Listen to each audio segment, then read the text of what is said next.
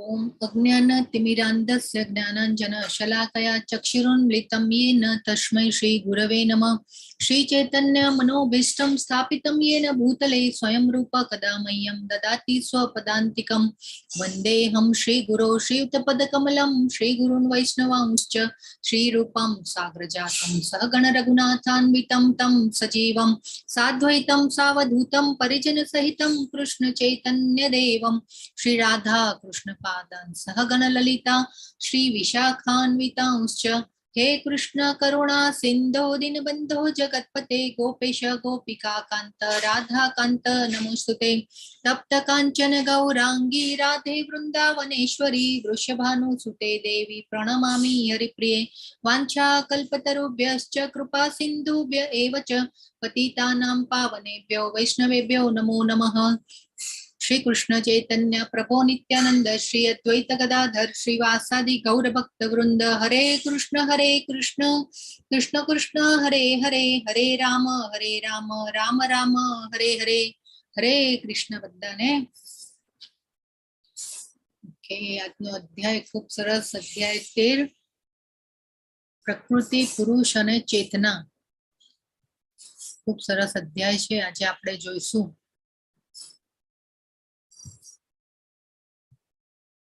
તો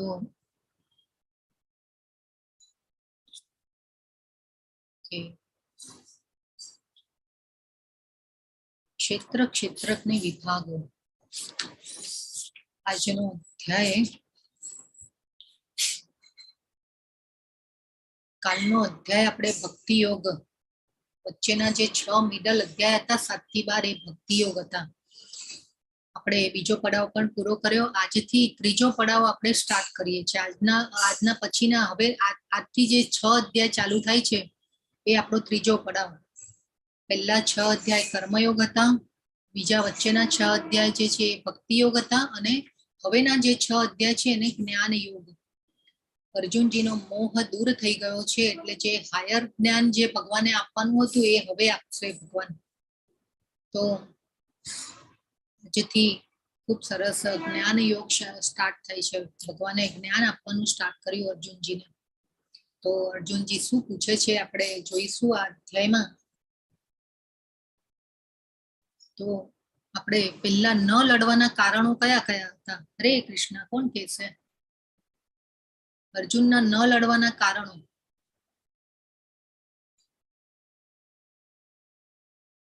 હરે કૃષ્ણ, મારો અવાજ આવી રહ્યો છે? હરે કૃષ્ણ. હા, આવે છે.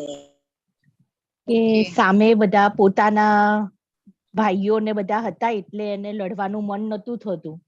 હા, એ બરાબર છે, પણ ન લડવાના કારણોમાં કયા કયા આપ્યા હતા? આપણે આગળ શીખતા જઈએ તો પાછળનું ભૂલતા નહીં જવાનું. એટલે જો આપણે એકદમ પરીક્ષા આવી ગઈ ને, આવી અચાનક પરીક્ષા આવે તો જીવનમાં કેવી અચાનક પરીક્ષા આવી જશે આપણી, એ પણ અધ્યાય આપણે આર્ટ ઓફ ડાઇંગ ના અધ્યાયમાં શીખ્યા હતા કે અચાનક પરીક્ષા આવી જાય આવી તો શું કરવાનું? Surprise test. હા, સરપ્રાઈઝ ટેસ્ટ. આજે સરપ્રાઈઝ ટેસ્ટ તમારી, બરાબર ને? તો ન લડવાના કારણો કયા કયા હતા અર્જુનના? 5 કારણો આપ્યા હતા, અને બીજા અધ્યાયમાં ભગવાને એના જવાબો આપ્યા હતા. કયા કયા હતા? પરંપરા, કષ્ટ. યસ, બરાબર છે, બોલો બોલો. કરુણા, કરુણા, પછી અનિશ્ચિતતા, કૌટુંબિક પરંપરાઓ. યસ, બરાબર. બીજું હજી કઈ? 2 કારણો રહ્યા, પાપ, અને હજી એક કારણ રહ્યું આનંદ નથી. બરાબર છે. ઓકે, ખૂબ સરસ.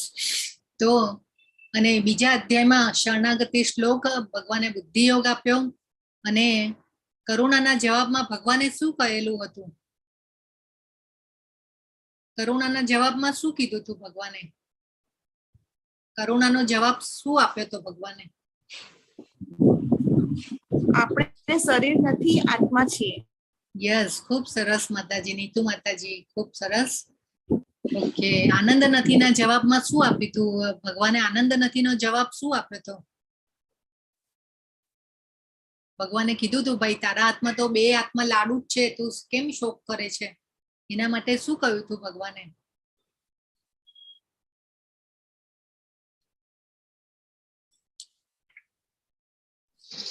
ખાલી કારણ માત્ર છે, બધું પોલિટિક્સ જ છે. કે હા, એ કે કોઈ લડશે, તું નહીં લડે તો તું સ્વર્ગમાં જશે, ને લડશે તો આ બધાનું શું હતું? પૃથ્વીનું રાજ્ય મળશે. પૃથ્વીનું રાજ્ય મળશે. યસ, ખૂબ સરસ ડેઇઝી માતાજી. તો આ રીતે કારણો આપીને ભગવાને જવાબો પણ આપ્યા હતા એ અધ્યાયમાં. અને ગુરુ શિષ્ય પરંપરાનું 7મા શ્લોકમાં અર્જુનજીએ શરણાગતિ સ્વીકારેલી બીજા અધ્યાયમાં. ત્રીજા અધ્યાયમાં આપણે કર્મના પ્રકારો જોયા હતા. કયા કયા હતા? સકર્મ, અકર્મ, વિકર્મ અને કર્મ. કર્મ. યસ, એટલે આમ 3 પ્રકારો છે, કર્મ, વિકર્મ અને અકર્મ. પણ હા. કર્મની સાથે આપણી ઈચ્છાઓ જોડાઈ જાય અને સ્વાર્થ જોડાઈ જાય તો સકામ કર્મ થઈ સકર્મ. જાય. સકામ કર્મ થઈ જાય. સકામ કર્મ. યસ, કામ એટલે શું? ઈચ્છા. ઈચ્છાઓ, બરાબર છે. ઓકે, ખૂબ સરસ. તો કર્મના પ્રકારો આપણે ત્રીજા અધ્યાયમાં જોયા. તો એ પછી ચોથા અધ્યાયમાં ભગવાને શું કહ્યું હતું? ભગવાન કેવા છે? ભગવાને એમના સ્વરૂપનું દર્શન કરાવ્યું હતું. ભગવાને કીધું, હા બરોબર, નિર્વિકાર. નહીં નિર્વિકાર નથી ભગવાન. ભગવાન તો આપણે કાલે, હા ભગવાનના ઐશ્વર્યો કેવા છે, કયા કયા છે એ આપણે બીજા અધ્યાયમાં પણ જોયા હતા. ભગવાનની 2 વ્યાખ્યાઓ જોઈ હતી બીજા અધ્યાયમાં. ભગવાનની અનુભૂતિના તબક્કા. ચલો બોલો હવે, અનુભૂતિના તબક્કા કયા કયા હતા એ પેલા કહો મને. પરમાત્મા ભગવાન. અને ભગવાન, યસ બરાબર છે. એ પછી બ્રહ્મ, ભગવાન કોને કહેવાય? બ્રહ્મ, પરમાત્મા અને ભગવાન, એ 3 અનુભૂતિના તબક્કા છે. એટલે આપણે બ્રહ્મ અને પરમાત્મા સુધીના તબક્કા જે છે એ અપૂર્ણ સાક્ષાત્કાર છે. આપણને કાલના અધ્યાયમાં પણ ભગવાને સમજાવ્યું, 11મા અધ્યાયમાં પણ સમજાવ્યું કે મને જે હું મૂળભૂત રૂપમાં છું એ રૂપમાં પણ મને જાણી શકાય છે.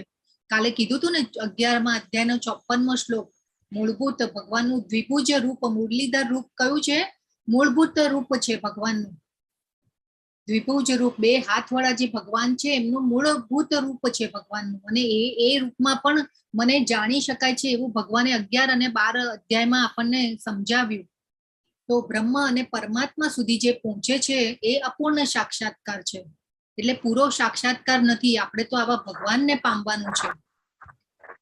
તો એ આપણે, તો ભગવાનમાં કયા કયા ઐશ્વર્યો છે? 6 ઐશ્વર્યો. સુંદરતા, સમૃદ્ધિ, ખ્યાતિ, જ્ઞાન, ભગવાનના 6 ઐશ્વર્ય છે. જ્ઞાન, બરાબર છે. 6 ઐશ્વર્યોની. ખૂબ સરસ નીતુ માતાજી. તો આ બધું પાછળનું જ્ઞાન છે ને, આપણે ભૂલતા નહીં જવાનું. કોઈક વાર આપણે નોટ લઈને પણ બેસી શકાય. પછી તમે જ્યારે ક્વિઝ ભરો છો ત્યારે પણ પોઈન્ટ જે હોય બધા નોટ ડાઉન કરવા જોઈએ. ખૂબ સરસ. આપણે એવી રીતે પણ આપણે ભગવદ્ ગીતાને જાણી શકીએ. જેમ જેમ આપણે થોડું નોટ કરેલું હોય તો એ બધું આપણે પછી પાછું આપણે જ્યારે ટાઈમ મળે ત્યારે આપણે પાછો એનો અભ્યાસ જરા કરીએ, ઘરે પાછી રેકોર્ડિંગ પણ સાંભળીએ. તો એ પછી આ 18 અધ્યાય પૂરા થઈ જાય, પાછું તમે રિપીટ પણ કરી શકો છો. લેવલ 1, લેવલ 2 માં પછી આવો. લેવલ 1 અને લેવલ 2 સાથે પણ કરી શકો છો. લેવલ 1 અત્યારે જે તમે આ 18 દિવસનો કોર્સ કર્યો એ લેવલ 1 કહેવાય. લેવલ 2 માં પણ આવો જરૂરથી. તમે ક્વિઝ આપશો પછી લેવલ 2 નું ફોર્મ ખુલશે. એ પછી આપણે લેવલ 2 માં પણ 2 ઓપ્શન હોય છે. એમાં સદાચાર કોર્સ અને ભક્તિ શાસ્ત્રી કોર્સ. એટલે આ જે ભક્તિ શાસ્ત્રી કોર્સ હોય છે એમાં પાછા ગીતાના ડિટેલમાં શ્લોકો શીખવાડવામાં આવે છે. એટલે આ બધું જે તમે શીખ્યા એને ડિટેલમાં સમજાવવામાં આવે છે. અને સદાચાર કોર્સમાં વૈષ્ણવ એટિકેટ્સ લેવામાં આવે છે. કે સપોઝ તુલસીનું મહત્વ, પછી આપણે જે 11નો ઉપવાસ કરીએ છીએ એનું મહત્વ, પછી ઇસ્કોન સંપ્રદાયમાં તિલક કરવામાં આવે છે તો એનું મહત્વ, તો આપણે મંગલા આરતી કેમ કરવી જોઈએ, એ બધા જે પોઈન્ટ હોય, આપણે જે મહામંત્રના જપનું મહાત્મય, એટલે એ બધું જે વૈષ્ણવ એટિકેટ્સ એટલે કે જે એ બધું સમજાવવામાં આવે છે સદાચાર કોર્સમાં. અને ભક્તિ શાસ્ત્રી કોષમાં આ લેવામાં આવે છે.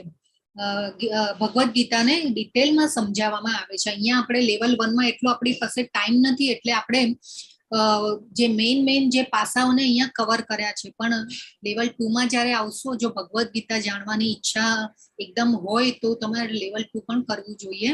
તો આ રીતે, તો આવી રીતે અચાનક છે ને પરીક્ષા આવી જશે આપણી જીવનમાં, તો આપણે આખું જીવન જે આપણે કર્યું હશે એ જ ભગવાને કીધું હતું ને 8મા અધ્યાયમાં, આપણે આર્ટ ઓફ ડાઈંગ નો અધ્યાય જોયો તો એમાં ભગવાને કીધું હતું, અંતકાલે જે મને સ્મરણ કરી શકશે એ મને પામી શકશે, મારી દિવ્ય પ્રકૃતિને પામશે, એવું ભગવાને કીધું હતું. તો આપણે આનો જીવનભર અભ્યાસ કરતા રહેવાનું છે. તો આપણે અંતકાળે ભગવાન અભ્યાસ યોગેન યુક્તેન ભગવાને કીધેલું છે. અભ્યાસ માટેના ઘણા બધા શ્લોક ભગવાને, અભ્યાસ એટલે કે સ્વાધ્યાય, આપણે કહીએ છીએ ને પ્રેક્ટિસ મેક્સ અ મેન પરફેક્ટ, તો એવી રીતે આ ભક્તિમાં પણ આપણે અભ્યાસ છે ચાલુ રાખવાનું છે, આપણે પ્રેક્ટિસ છે ચાલુ રાખવાની છે, તો જ આપણે આ કરી શકીશું. તો આજનો અધ્યાય ખૂબ સરસ છે, ક્ષેત્રજ્ઞ વિભાગ. તો પહેલો શ્લોક જોઈએ આપણે. તો પહેલા શ્લોકમાં ભગવાનને કહે છે, અર્જુનજી બોલે છે, પ્રકૃતિમ પુરુષમ ચૈવ ક્ષેત્રજ્ઞમેવ ચ એતદ્વેતિનું ઈચ્છામિ જ્ઞાનમ જ્ઞેયમ ચ કેશવ. પ્રશ્નો પૂછે છે. હવે આ 1 અને 2 શ્લોકમાં અર્જુનજી પૂછે છે કે હવે આ વિશ્વરૂપ જોયું, એમાં એટલું બધું એમને જોયું કે હવે એમને પ્રશ્નો થવા લાગ્યા. એટલે પાછું ભગવાને, જેને કહેવાય ને, આમ તો ગીતા બીજા જ અધ્યાયમાં પૂરી થઈ જવાની હતી, પણ અર્જુનજી જે છે એ આપણા જેવા લોકો માટે, જેને કહેવાય ને કે પ્રશ્નો પૂછે છે. તો આ ખૂબ જરૂરી છે. આ પ્રશ્નો કેવા છે? તો આ પ્રશ્નો બધા આપણા માટે છે. અર્જુનજીને તો ભગવાને ઘણા બધા સર્ટિફિકેટ આપી દીધા કે ભાઈ તું મારી ઈર્ષા નથી કરતો, પછી તું મારો ભક્ત છે, તું મારો મિત્ર છે, ઘણું બધું કહી દીધું ભગવાને. તો આ જે જ્ઞાન હતું એ આપણા લોકો માટે હતું. આવનારી પેઢીઓ હજી પણ લેશે, અનેક આવનારી પેઢીઓ આ જ્ઞાન લીધા જ કરશે. તો આ જરૂરી છે આપણે. તો હવે બધા અર્જુનજી જે છે ભગવાનને પ્રશ્નો પૂછે છે કે હે કૃષ્ણ, હું પ્રકૃતિ તથા પુરુષ, ક્ષેત્ર તથા ક્ષેત્રજ્ઞનો જ્ઞાતા તેમજ જ્ઞાન તથા જ્ઞેય વિશે જાણવા ઈચ્છું છું. તો પૂર્ણ પુરુષોત્તમ પરમેશ્વર બોલ્યા, હે કુંતી પુત્ર, જો અહીંયા પણ કુંતી પુત્ર, કુંતી માતાને યાદ કર્યા છે. કુંતી પુત્ર, તો આપણે કુંતી પુત્ર કે પાર્થ પુત્ર કે ત્યારે શું યાદ કરવાનું? હરે કૃષ્ણ. અર્જુન. કુંતી માતાની ભક્તિને યાદ કરવાની છે. યસ, ખૂબ સરસ હિરલ માતાજી. તો કુંતી માતાની અનન્ય ભક્તિને યાદ કરવાની. કુંતી માતાને જો 2 રણની વચ્ચે, 2 સેનાની વચ્ચે ભગવાને યાદ કર્યા છે, વારે વારે યાદ કરાવે છે અર્જુનજીને કે તું માતાનો પુત્ર છે, તું કુંતી માતાનો પુત્ર છે, એમ યાદ કરાવે છે અર્જુનજીને. તો આપણે પણ આ યાદ રાખવાનું છે કે ભગવાન જે છે, આપણે અર્જુન બનીશું તો ભગવાનને જાણી શકીશું. અર્જુન જેવા, તો આ ભગવાનની કૃપા એ આવા ભક્તો દ્વારા આપણને મળે છે. આપણને પણ આ અર્જુનજી દ્વારા આપણને જ્ઞાન મળ્યું. તો ભગવાનની કૃપા હંમેશા ભક્તોની ભક્ત આપણી ઉપર આવે છે. આ કૃપા આપણી ઉપર જેને કહેવાય ને કે ભક્ત હોય તો એ આપણે ભક્તોનો સંગ કરીએ, જેમ જેમ જ્ઞાન આવતું જાય એમ એમ આપણે આ ભક્તિમાં આગળ વધતા જઈએ અને આપણો ભગવાન સાથેનો સંબંધ જે છે ગાઢ થતો જાય. તો અર્જુનજી પૂછે છે કે, તો હવે ભગવાન એનો જવાબ આપે છે કે આ શરીર ક્ષેત્ર કહેવાય છે અને જે આ ક્ષેત્રને જાણનારો છે તે ક્ષેત્રજ્ઞ કહેવાય છે. તો હવે આપણે જાણીએ કે જે શરીર જે છે, શરીર ક્ષેત્ર કહેવાય છે. તો ક્ષેત્ર, હવે આપણે એક જેને કહેવાય ને કે એક એક્ઝામ્પલ લઈએ, અને આ શરીરને જાણનારો એક ક્ષેત્રજ્ઞ કહેવાય છે. હવે ક્ષેત્રજ્ઞ એટલે કે 2 જણ જાણનારા છે ક્ષેત્રજ્ઞને. આપણે પહેલા પણ આપણે જાણ્યું બીજા અધ્યાયમાં કે પરમાત્મા અને આત્મા અને પરમાત્મા 2 આપણા હૃદયમાં રહેલા છે. તો ક્ષેત્રજ્ઞને જાણનાર કોણ થયું? આત્મા અને પરમાત્મા. ક્ષેત્ર એટલે કે શરીર. તો શરીરને જાણનારા આત્મા પણ જાણે છે અને પરમાત્મા પણ જાણે છે. તો આપણે એનું એક સિમ્પલ ઉદાહરણ દ્વારા સમજીએ કે હવે સપોઝ ક્ષેત્રમાંથી ખેત્ર, એ આપણે જે ખેતર આપણે નામ પડ્યું ને એ ખેતર, ક્ષેત્ર પરથી ખેતર, ક્ષેત્રમાંથી ખેત્ર અને ખેત્રમાંથી પછી ખેતર, એ રીતે અપભ્રંશ થઈ અને તો આપણે ખેતરનું જ ઉદાહરણ લઈએ તો એ ખેતર શબ્દ એના ઉપરથી આવેલો છે. તો ખેતરનું એક શબ્દ આપણે ઉદાહરણ લઈએ તો ખેતર હોય, સપોઝ એ ખેતરની માલિકી જેની હોય એટલે ખેતરને આપણે શરીર તરીકે લઈએ. તો હવે જે ખેતર હોય, જે માલિકનું હોય ખેતર, એને જાણતો હોય, એને ખબર હોય કે ભાઈ આ ખેતર જે છે એની જમીન કેવી છે, પછી એટલે એની ફળદ્રુપતા કેવી છે, એ પછી એનું જે માપ હોય ને, માપ આપણે જેમ ક્ષેત્રફળનું માપ હોય જમીનનું, જે વારમાં ગણાય, ખેતરનું માપ વાર તરીકે ગણાય છે. એટલે કે ભાઈ કેટલા વારની જમીન છે કે એ બધા જે મેજરમેન્ટ હોય એ ખેતરના માલિકને ખબર હોય.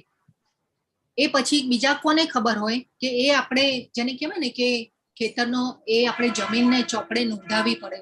આપણે જે ગવર્મેન્ટ ખાતું હોય એમાં આપણે લખાવી પડે કે અત્યારે તો બધું ડેટા થઈ ગયા અને એ ડેટાને આપણે એ ગવર્મેન્ટ ઓફિસમાં આપણે જણાવવું પડે ને એ એટલે એની જે બધી વિગતો હોય એ કોની પાસે હોય કે એ જે અધિકારી હોય, ગવર્મેન્ટનો જે અધિકારી હોય અને એટલે એની પાસે હોય આ વિગતો, કે એક જ ચાંપ દબાવે એટલે આપણું જે બધી વિગતો હોય એ ખુલે. આપણું નામ ને જે રીતે આપણે બધું નોંધાવ્યું હોય, આપણી જે બધી વિગતો આપેલી હોય એ પ્રમાણે પછી એ ખોલે અને પછી જેને કહેવાય ને કે બધી વિગતો આપણી ખુલે કે ભાઈ આ આની જમીન છે, કે આ વ્યક્તિની જમીન છે અને એની ફળદ્રુપતા આટલી છે ને એનું મેજરમેન્ટ આ છે ને.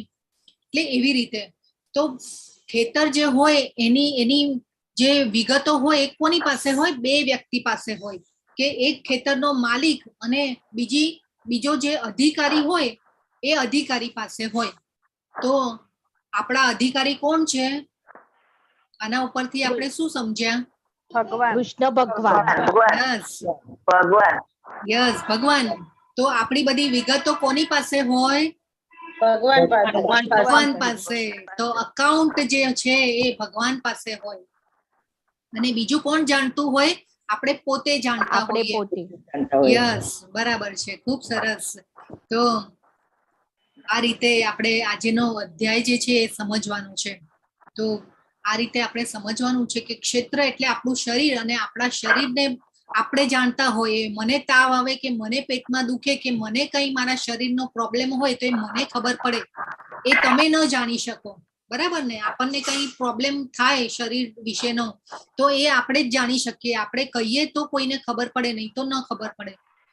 તો એટલે આપણે શરીર નથી, આપણે આત્મા છીએ. એટલે આપણો આત્મા જાણતો હોય અને બીજા પરમાત્મા જાણતા હોય.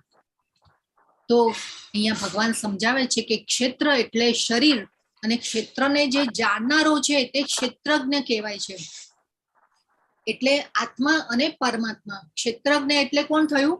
આત્મા અને પરમાત્મા. અને ક્ષેત્ર એટલે શરીર. એટલે આ આપણે ભગવાને અહીંયા આપણને સમજાવ્યું. હવે આ જે છે શરીર, તો આ આત્મા જે છે, આત્મા એટલે કે ધ સોલ. એ પછી આવે છે કે શટલ બોડી. તો શટલ બોડીમાં આપણું સૂક્ષ્મ શરીર એટલે કે મન, બુદ્ધિ અને અહંકાર, એ આપણું સૂક્ષ્મ શરીર થયું કહેવાય. અને આ જે છે ગ્રોસ બોડી. ગ્રોસ બોડી એટલે કે આપણું સ્થૂળ શરીર, કે જે હાડકા, માંસ, મજ્જાઓ ને બધાથી બનેલું હોય છે. એટલે કે આપણે પંચ મહાભૂતોમાંથી આપણું શરીર બનેલું છે. પૃથ્વી, જળ, અગ્નિ, વાયુ અને આકાશ. તો એ જે શરીર બનેલું છે એ આ 5 તત્વોથી બનેલું છે. એટલે એ સ્થૂળ શરીર થયું કહેવાય. તો આ રીતે આપણે સમજવાનું છે કે આપણે આત્મા અને પરમાત્મા આપણા હૃદયમાં રહેલા છે. એ ક્ષેત્રજ્ઞ કહેવાય. અને ક્ષેત્ર એટલે આપણું શરીર. આપણું આ શરીર 5 મહાભૂતોમાંથી બનેલું છે. ઓકે, હવે આપણે જોઈએ તો અહીંયા 3જા શ્લોકમાં ભગવાન કહે છે કે હે ભારત, એ જાણવું જોઈએ કે હું પણ સર્વ શરીરનો જ્ઞાતા છું, અને આ શરીર તથા તેના જ્ઞાતાને જાણી લેવાને જ જ્ઞાન કહેવામાં આવે છે. આ મારું મંતવ્ય છે. તો અહીંયા ભગવાન સમજાવે છે કે હું પણ સર્વ શરીરનો જ્ઞાતા છું. તો આપણે ભગવાને 84 લાખ યોનિઓ બનાવી છે અને એક યોનિ પછી જે પણ કોઈ જીવ હોય એમાં ભગવાન આત્મા તરીકે એટલે પરમાત્મા તરીકે રહેલા છે અને એ જીવમાં પણ આત્મા છે. પણ અનેક જે પણ 84 લાખ યોનિ બનાવી છે એમાં ભગવાન જે છે એ પરમાત્મા તરીકે રહેલા છે અને પોતપોતાના કર્મની અનુસાર એ જીવને શરીર એટલે કે આત્માને શરીર મળે છે. એ આપણે સમજવાનું છે. તો હવે જે આપણે આ પહેલા શરીર એટલે ક્ષેત્ર અને ક્ષેત્રજ્ઞને જાણ્યું. હવે ભગવાને કીધું છે કે હું પ્રકૃતિ તથા પુરુષ, ક્ષેત્ર તથા ક્ષેત્રજ્ઞનો જ્ઞાતા તેમજ જ્ઞાન તથા જ્ઞેય વિશે જાણવા ઈચ્છું છું. એટલે કેટલા પ્રશ્નો થયા? પ્રકૃતિ, પુરુષ 2, ક્ષેત્ર 3, ક્ષેત્રજ્ઞ 4, જ્ઞાન 5 અને જ્ઞેય એટલે 6 પ્રશ્નો પૂછ્યા અર્જુનજીએ. તો પ્રકૃતિ શું છે પહેલા પૂછ્યું. હું પ્રકૃતિ તથા પુરુષ. પ્રકૃતિ એટલે આપણે જોઈએ કે આપણે અત્યારે આ નેચરમાં રહી રહ્યા છે. ભૌતિક જગતમાં જે પ્રકૃતિ બનાવેલી છે ભગવાને, એ પ્રકૃતિ એ 3 ગુણો દ્વારા બનેલી છે. પ્રકૃતિ સત્વગુણ, રજોગુણ અને તમોગુણ. તો એ આપણે જાણવાનું છે. આપણે આવતીકાલના અધ્યાયમાં પ્રકૃતિ વિશે જેને કહેવાય ને કે ખૂબ સરસ રીતે ડિટેલમાં જાણીશું. તો પ્રકૃતિ એટલે આપણે આ જે ભૌતિક પ્રકૃતિ એ કહેવાય. અને બીજું એક આપણે કેવું કહીએ ને કે ભાઈ પ્રકૃતિ કે ભાઈ આ ઠંડી પ્રકૃતિનો માણસ છે, આની પ્રકૃતિ બહુ ગરમ છે. તો પ્રકૃતિ એટલે નેચર, સ્વભાવ આપણો. અને સ્વભાવ જે છે તો સ્વભાવ જે છે આપણો નેચર એ આ પ્રકૃતિના ગુણો દ્વારા ડેવલપ થતો હોય છે. એ આપણે ખૂબ કાલના સરળ અધ્યાયમાં ડિટેલમાં જાણીશું. હવે બીજો પ્રશ્ન લઈએ, પુરુષ, ભોગતા. તો આપણે તો વારે વારે આ શ્લોકને વાગોળ્યો છે. ભોગતા, પુરુષ એટલે ભોગતા, ભોગવનાર. તો અલ્ટિમેટ ભોગવનાર કોણ છે? યજ્ઞના સ્વામી કોણ છે? આપણે આ શ્લોકને વારે વારે મમરાવીએ છીએ. શાંતિ ફોર્મ્યુલાનો શ્લોક હતો. કયો હતો? અલ્ટિમેટ એન્જોયર કોણ છે? ભગવાન છે. યસ, બરાબર. બોલો બોલો માતાજી, કોણ બોલતા હતા? ભોક્તારમ યજ્ઞ તપસામ પ્રતિમા. યસ, બોલો બોલો માતાજી.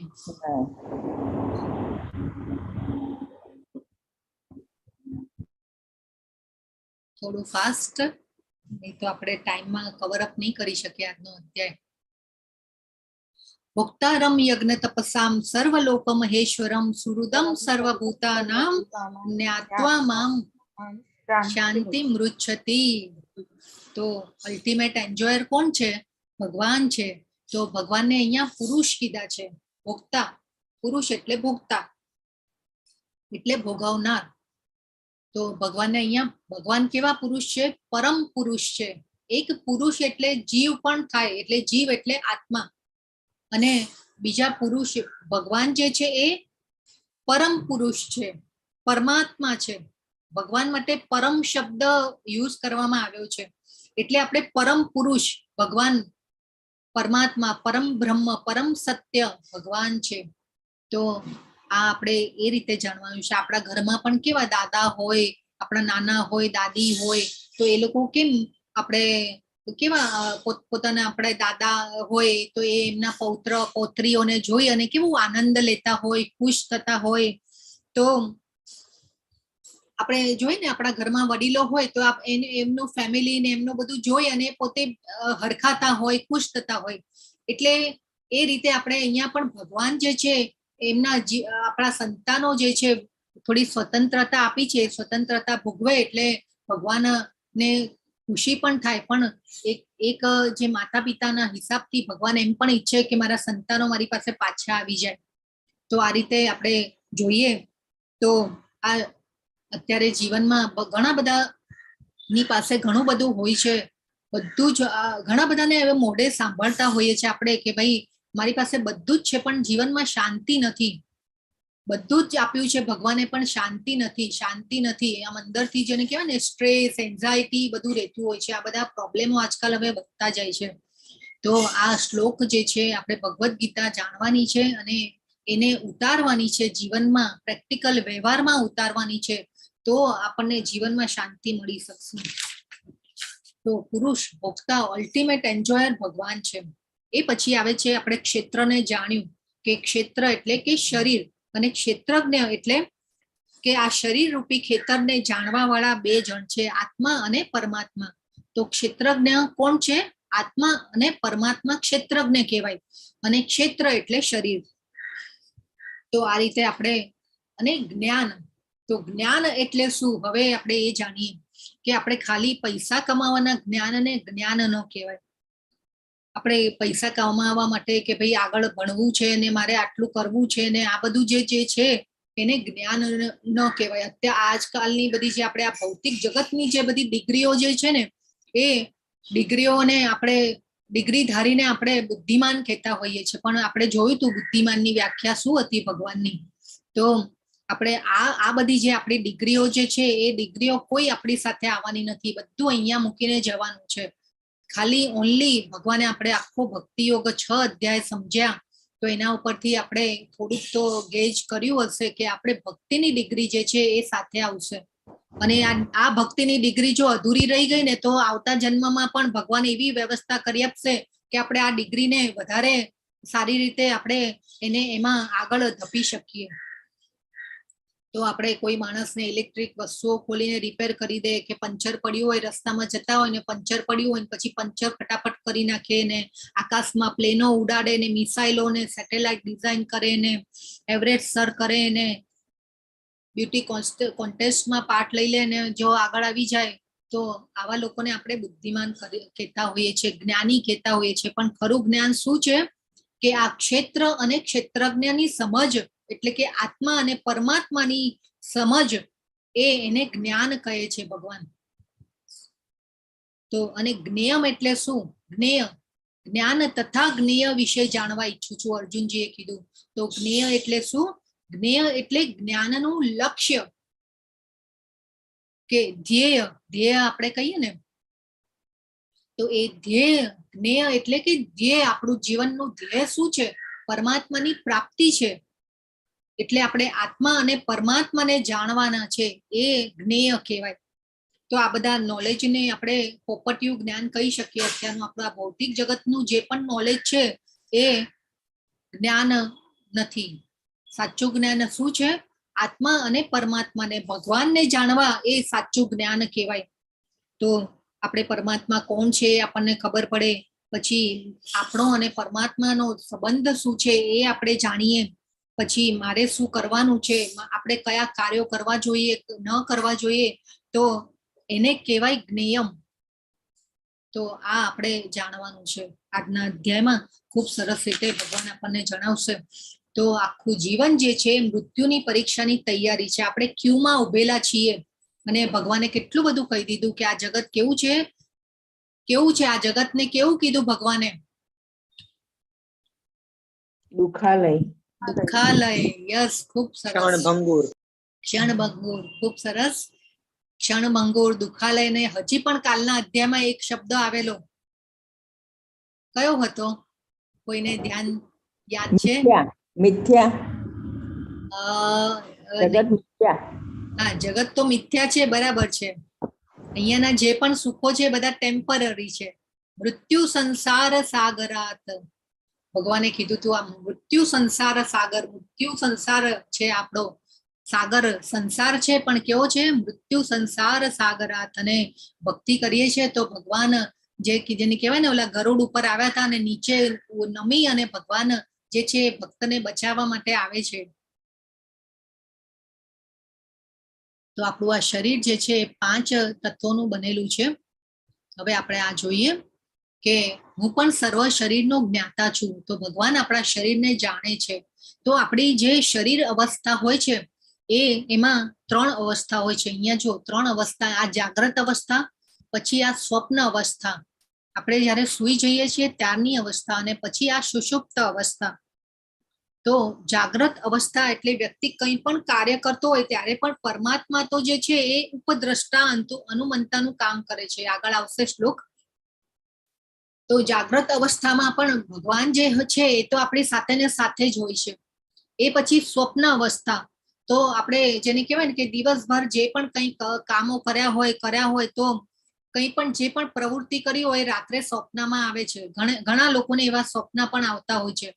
પણ એ સ્વપ્નની જે પ્રકૃતિ જે છે એ શેના માટે કે ભાઈ ઇન્દ્રિય તૃપ્તિના કાર્યોમાં ફસાયેલા હોય કે મારે આ જોઈએ, મને પેલું જોઈએ, મારી પાસે આ હોવું જોઈએ. એટલે જેને કહેવાય ને કે રાત્રે ઊંઘમાં પણ આ જ બધા વિચારો આવે કે મારે આ કરવાનું છે, મારે પેલું કરવાનું છે.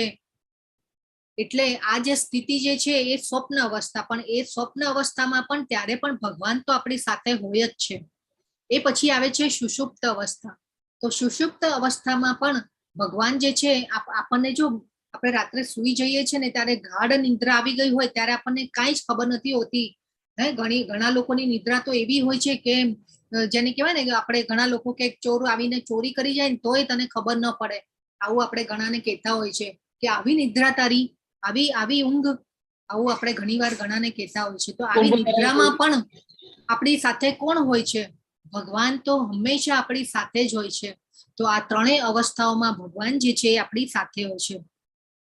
એટલે જ્ઞાતા છે જે તે ભગવાન છે. અલ્ટિમેટ જ્ઞાતા કોણ છે? ભગવાન છે. આપણા શરીરને, આપણી ઈચ્છાઓને, આપણા વિચારોને ભગવાન જાણતા હોય છે.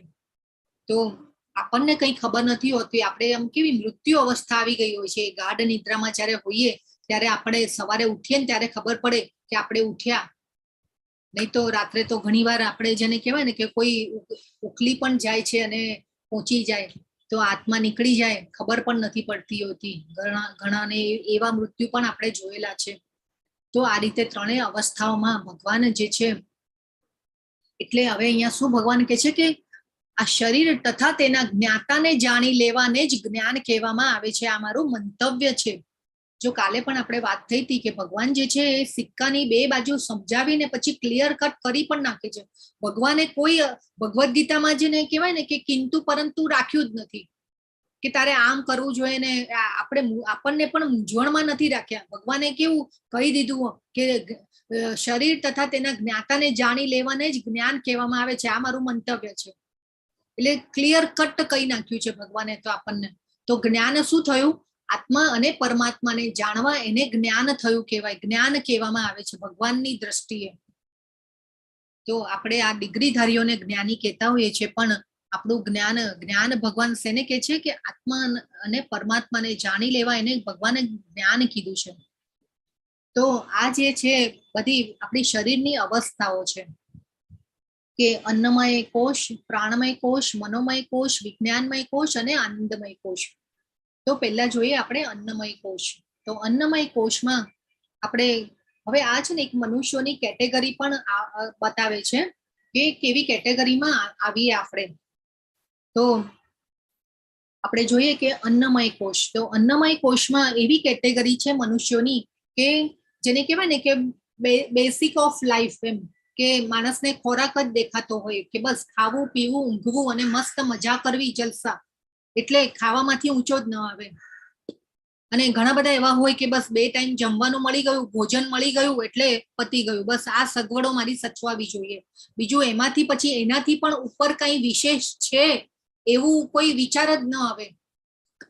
એટલે આ જે છે, એટલે આને આપણે જેને કહેવાય ને કે અન્નમય કોષ, એટલે આ એક શરીરની અવસ્થા છે. આ બધી આપણે અવસ્થાઓ સમજી રહ્યા છે શરીરની. એટલે ખાવા માટે જ જીવતા હોય, પણ એટલીસ્ટ આપણે જીવવા માટે ભોજન કરવું જોઈએ કે ભાઈ આપણને શરીર ભગવાને આપ્યું છે. આપણે શરીર આપણને કર્મ કરવાની જગ્યા આપી છે ભૌતિક જગતમાં ભગવાને આ શરીર દ્વારા, કે આપણે પહોંચી શકીએ ભગવાનના ત્યાં સનાતન ધામમાં. એટલે આ કર્મ ક્ષેત્ર કહેવાય છે. તો આપણે આ જેને કહેવાય ને કે આવા જે વ્યક્તિઓ હોય એને તમોગુણી વ્યક્તિ કહેવાય. આપણે કાલના અધ્યાયમાં પણ આ જોઈશું. તો આ જે અવસ્થા જે છે એ તમોગુણ કહેવાય. ખાવું, પીવું, ઊંઘવું, સ્વરક્ષણ અને મૈથુન, આ તો પશુઓ પણ કરતા હોય છે. પણ ભગવાને જેને કહેવાય ને કે આપણને તો બુદ્ધિ આપી છે, મનુષ્ય જીવન આપ્યું છે અને શાસ્ત્રોનું જ્ઞાન આપ્યું છે. તો આપણે એનાથી ઉઠીને ઉપર આપણે કંઈક કરવું જોઈએ. હવે આવે છે પ્રાણમય કોષ. એટલે એવી મનુષ્યોની કેટેગરી અને એવી શરીરની અવસ્થા કે બસ હવે એટલે આપણે જેને કહેવાય ને કે ખાવાનું તો મળી જાય છે, એક આપણી લાઈફની જેને કહેવાય કે બેઝિક જરૂરિયાતો બધી પૂરી થઈ જાય છે. એટલે અમુક આપણે સ્ટેજમાં આપણે એવું વિચારીએ કે ભાઈ હવે મારે મારી લાઈફની સિક્યુરિટી કરવી છે, લાઈફની સેફટી કેટલી છે, પછી ભવિષ્ય માટેની ચિંતાઓ. એટલે એ લેવલ ઉપર આવવા માટે આપણે બહુ સ્ટ્રગલ કરીએ, અને એ સ્ટ્રગલ કરીને પછી મોટા ભાગના એટલે આપણે જેને કહેવાય ને કે આ કરી લઉં, પેલું કરી લઉં, પછી અનલિમિટેડ ડિઝાયર કે મારે આ અચીવ કરવું છે. એટલે એ બધી જે ઈચ્છાઓ ઉત્પન્ન થાય કે એટલે એક જેને કહેવાય ને કે એક જે સંપત્તિ અને ધન જે ભગવાન આપે, જે ફળ આપે, એનું એક લેવલ આવી ગયું હોય, સારું લેવલ આવી ગયું હોય, પછી એટલે એનાથી ઉપર થઈને પછી મનુષ્ય શું વિચારે કે ભાઈ હવે મારે લાઈફની સેફટી કરી નાખવી છે, કે ભાઈ મારે જેને કહેવાય ને કે પછીના જીવનમાં મને કોઈ પ્રોબ્લેમ ન થાય. તો એટલે નાનપણથી આપણું કન્ડિશનિંગ એ રીતે જ થયું હોય કે બેટા તારે એન્જિનિયર બનવાનું છે ને ડોક્ટર બનવાનું છે ને અમેરિકા જવાનું છે ને, પણ કોઈ ભક્ત બનવા માટે કહેતા નથી. તો આ જે અવસ્થા જે છે એટલે કે કેવું કે મોસ્ટ ઓફ ધ પોપ્યુલેશન આપણે બધા આમાં આવી જઈએ કે આ પ્રાણમય કોષ કે એટલે બસ એટલે આ જે ખાવા પીવાની બધી આપણી સગવડો સચાય છે, આપણી જીવન જરૂરિયાતની બધી સગવડો સચવાઈ ગઈ છે, એટલે પછી આ આપણે કેટેગરીમાં આપણે આ વિચારીએ. તો એટલે એમાંથી ઉપર જો આવીએ તો આપણે કદાચ આપણે વિચારી શકીએ કે ભાઈ આનાથી વિશેષ પણ જ્ઞાન છે. એટલે અત્યારનું 99% જેને કહેવાય ને કે પોપ્યુલેશન આમાં આવી જાય છે. એ પછી આવે મનોમય, એટલે એને આ પ્રાણમય કોષને શું કહેવાય? રજોગુણ, કે અનલિમિટેડ ડિઝાયર, પછી જેને કહેવાય ને કે અમર્યાદિત ઈચ્છાઓ તો ક્યારે પૂરી થવાની જ નથી. અંબાણીને પણ એમ લાગે કે ભાઈ મારી પાસે આટલું છે ને એટલું ઓછું છે. તો આ રીતે એટલે કે જેને કહેવાય ને કે આ કરી લઉં, પેલું કરી લઉં, મારી પાસે આ હોવું જોઈએ, અને આપણું જે લાઈફસ્ટાઈલનું જે ધોરણ જે છે એટલું બધું હાઈ આવી ગયું છે અત્યારે કે એને પછી મેન્ટેન કરવા માટે પછી આપણે એની પાછળ દોડ લગાવીએ. એટલે આ રીતે પ્રાણમય કોષ જે છે એ રજોગુણમાં આવે, રજોગુણ કહેવાય એને. એ પછી મનોમય કોષ. તો મનોમય કોષ એટલે કે જ્ઞાનની અવસ્થા, કે એનાથી આપણે ઉપર આવી ગયા. તો એ પછી જેને કહેવાય ને કે જિજ્ઞાસા, મનોમય કોષમાં જિજ્ઞાસા થાય કે ભાઈ હું કોણ છું, હું ક્યાંથી આવ્યો છું, મારે શું કરવાનું છે, મારે ભગવદ્ ગીતાનું જ્ઞાન લેવું છે, મારે જાણવું છે. તો આ રીતે એટલે જેને કહેવાય ને કે મારે શું કરવાનું છે, આ જ્ઞાનની અવસ્થા, એક જિજ્ઞાસાની અવસ્થા. મનુષ્ય જીવનનો ધ્યેય શું છે, ક્યુરિયોસિટી થાય, કે ઈચ્છા થાય આ બધું વાંચવાની, શાસ્ત્રોના જ્ઞાનને લેવાની ઈચ્છા થાય. તો આ બધો જે ઈચ્છા થાય એ મનોમય કોષમાં આવે. એ પછી આવે છે વિજ્ઞાનમય કોષ. તો જ્યારે આપણે આ ભગવદ્ ગીતાનું જ્ઞાન મળી જાય આપણને, શાસ્ત્રોનું જ્ઞાન આપણે લેતા થઈએ, ભક્તોનો સંગ કરીએ, મહામંત્રના જાપ કરીએ, આ બધું જેમ જેમ કરતા થઈએ એમ આપણને સમજાય, આ બધું જ્ઞાન લઈએ, ભક્તોનો સંગ કરીએ, ભક્તિમાં જેમ જેમ આગળ વધીએ તો આપણી શાશ્વત પોઝિશન શું છે એ આપણને સમજાય. આપણને આત્મા વિશેનું જ્ઞાન મળ્યું કે આપણે શરીર નથી, આત્મા છીએ, એ આપણને જ્ઞાન મળ્યું, એને સમજીએ, હજી વધારે સમજવાનો પ્રયત્ન કરીએ, વધારે જ્ઞાન લેવાનો પ્રયત્ન કરીએ, તો એ વિજ્ઞાનમય કોષમાં આવે. અને આનંદમય કોષ, તો એનાથી પણ જેને કહેવાય ને કે આ બહુ હાઈ લેવલનું જેને કહેવાય કે આનંદમય કોષ એ બહુ હાઈ લેવલનો જેને કહેવાય ને કે સ્ટેજ, એ ઉપર આવતા આપણે શુદ્ધ ભક્ત બનવાનું છે.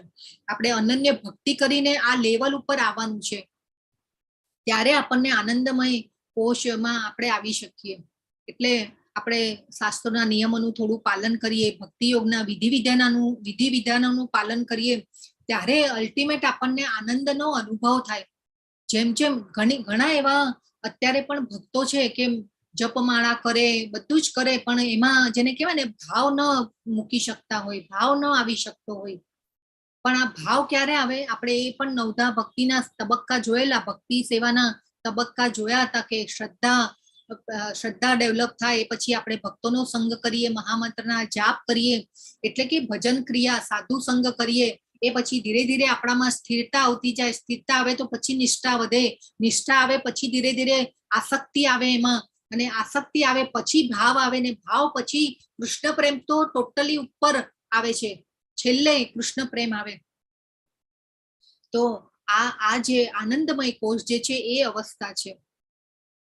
તો ખૂબ સરસ આજે 11 છે, ઘણા બધા, અને આપણે કાલે પણ કહ્યું હતું કે આ 11 ના દિવસે હાઈએસ્ટ માળા જેટલી થાય એટલી વધારે માળા કરવી જોઈએ.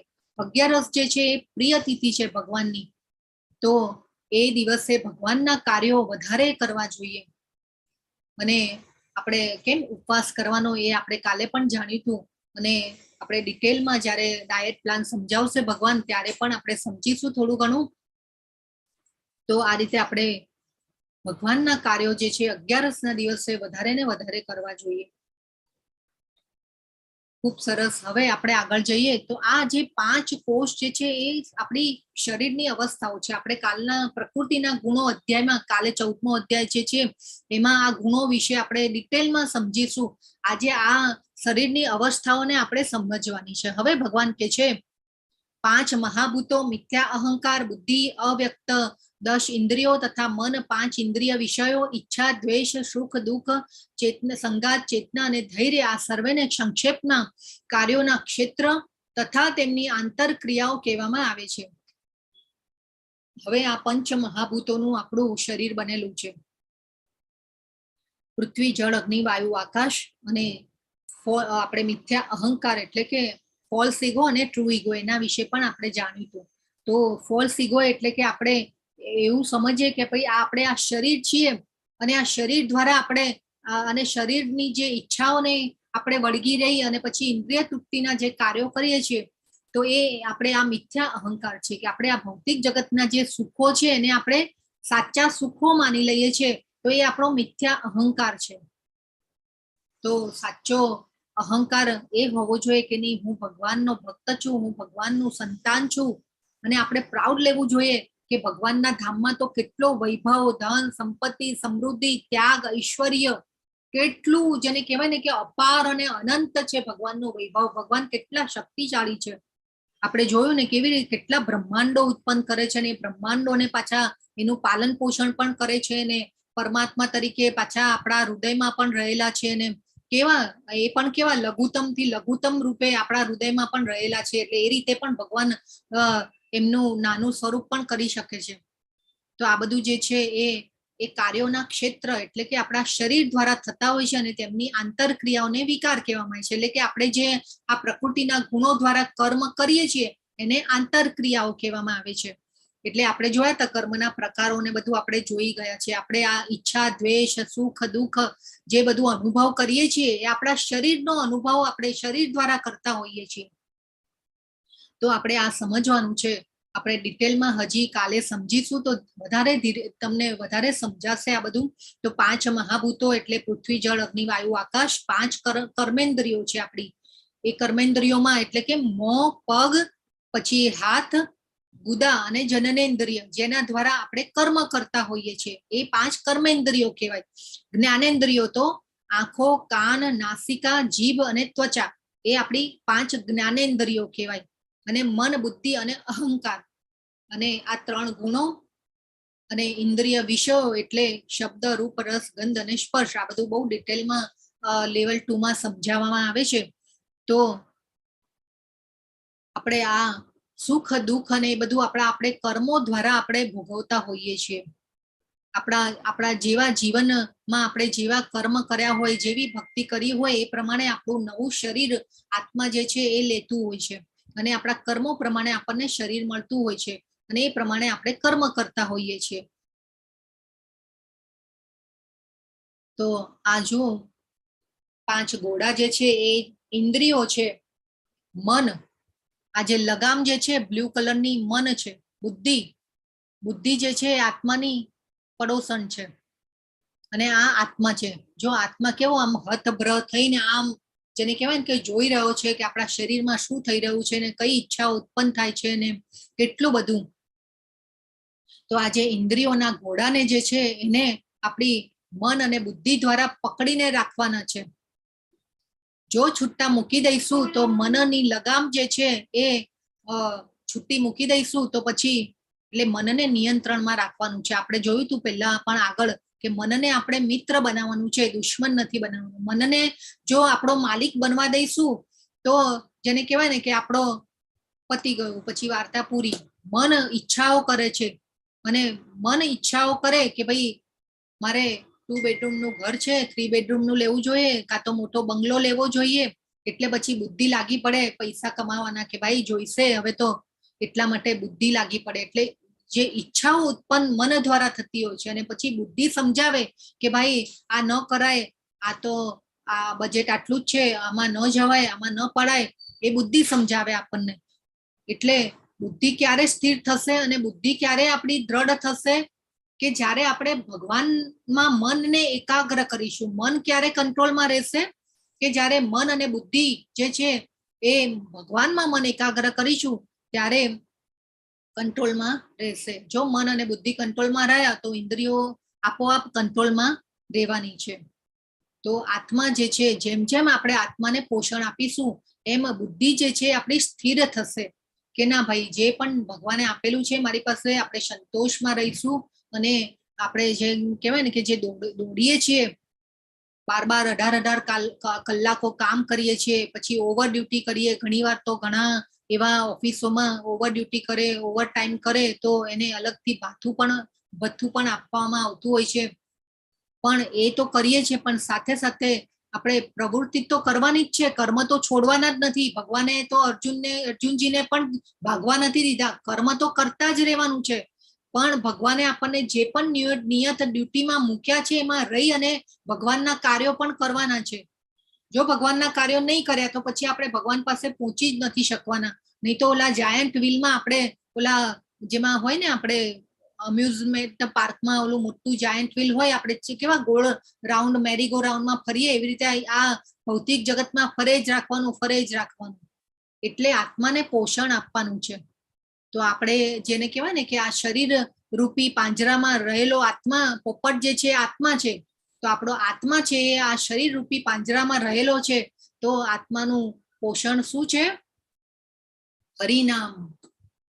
હરિનામ જેમ જેમ લેતા જઈશું, મહામંત્રના જેમ જેમ જાપ કરીશું, ભગવાનની જેમ જેમ ભક્તિ સેવા કરીશું, એમ એમ આત્માને પોષણ મળતું જશે, આત્મા સ્ટ્રોંગ થતો જશે, બુદ્ધિ સ્થિર થશે. બુદ્ધિ સ્થિર થશે તો મન જે છે એ કંટ્રોલમાં રહેશે, અને મન કંટ્રોલમાં રહેશે તો ઇન્દ્રિયો જે છે આપોઆપ કંટ્રોલમાં રહેવાની જ છે. તો આ સમજવાની જરૂર છે. ગમે તેટલું આપણે પાંજરાને કે આપણા શરીરને આપણે સરસ ખૂબ જેને કહેવાય ને કે શરીર માટે તો આપણે કેટલું બધું કરીએ છીએ. આપણે શરીર માટે તો આપણે જેને કહેવાય ને કે સારું ખાવાનું પહેરીએ, સારું ખાવાનું ખાઈએ, સારા કપડાં પહેરીએ. અત્યારે તો બ્રાન્ડેડ કપડાં જોઈએ બધાને. તો આ રીતે કેટલું આપણે શરીર માટે તો કેટલું આપણે શરીરને શણગારવા માટે પણ આપણે કેટલું કરતા હોઈએ છીએ. 5 મિનિટ માટે ખાલી નીચે શાક લેવા જવું હોય તોય આપણા શરીરને કેટલું સુંદર તૈયાર કરીને આપણે નીચે ઉતરતા હોઈએ છીએ. એટલે આ એક શરીરનો મોહ છે. અને આ જે બધા સુખો જે છે, આ ભૌતિક જગતના જે સુખો કે ભાઈ મારી પાસે આ હોવું જોઈએ, મારી પાસે આટલી ગાડીઓ હોવી જોઈએ, તો આ બધા સુખોને આપણે સાચું સુખ માની લઈએ છીએ. પણ સાચું સુખ શું છે? ભગવાનની પ્રાપ્તિમાં, ભગવાનને પહોંચવામાં. જેમ જેમ આપણે મહામંત્રના જાપ વધારશું એમ આપણને આનંદ આવતો જશે. અને ભગવાનના જોજો તમે જો કોઈ પણ કર્મ કરશો ને એમાં તમને ઓલવેઝ આનંદ જ આવતો હશે. અને ભગવાનના આપણે અંશ છીએ એટલે ભગવાનના જેવા ગુણો જે છે એ આપણામાં અલ્પ પ્રમાણમાં અંદર ધરબાયેલા પડ્યા હોય છે. પણ આ આત્મા જે છે આ મોહ માયામાં ઢંકાઈ ગયેલો હોય છે. એટલે આપણને યાદ આવતું નથી કે આપણી સાચી અવસ્થા શું છે. કેમ આપણને કોઈ મુશ્કેલી આવે, કોઈ પણ તકલીફ આવે કે જીવનમાં કોઈ પ્રશ્ન આવે તો આપણને પહેલા ભગવાન જ કેમ યાદ આવતા હોય છે? કેમ આપણે ભગવાન પાસે જઈને બેસીએ છીએ? કેમ કે એ અંદર આપણી જેને કહેવાય ને કે આ એક આ પ્રકૃતિ જીવની છે ઓલરેડી, કે ભગવાનનો અંશ છે. એટલા માટે આપણે પહેલા ભગવાન યાદ આવે છે. પહેલા બીજું કોઈ યાદ નથી આવતું, આપણને પહેલા ભગવાન યાદ આવે છે.